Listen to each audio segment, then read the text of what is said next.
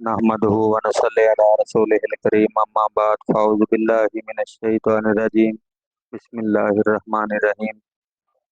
नाज़रीन किराम, आज एक और अहले सालम अल्लाह को प्यारे हो गए हैं। हमारे ज़िला कसूर की आन, हमारे ज़िला कसूर की शान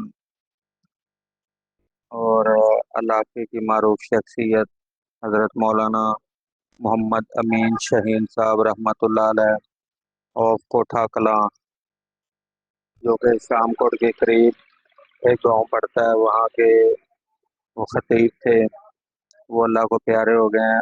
अल्लाह ताला मौलाना मोहम्मद अमीन शहीन साहब के दर्जात बुलंद फरमाए। सही बात है कि हम बचपन में जब भी उनको देखते थे तो बड़ा एक जो है ना सुरूर मिलता था। बड़े अच्छे इंसान थे, अल्लाह के वली बंदे थे।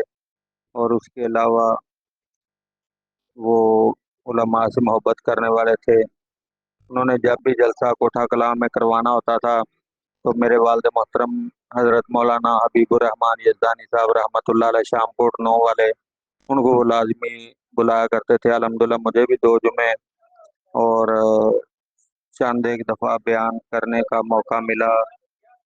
और हम मौलाना मोहम्मद अमीन शहीन साहब रहमतुल्लाह अलैह को चाचू जी कहा करते थे। सही बात है, जब ये खबर मिली है तो वैसे तो पूरा इलाका सोगवार है, लेकिन जाना हर बंदे नहीं है। लेकिन उस दिन से जो है ना दिल डूबा हुआ है, दिल गमगीन है कि इस मई के अंदर ये चौथे आलमी दिन है जो कि अल्लाह को प्यारे हो चुके हैं।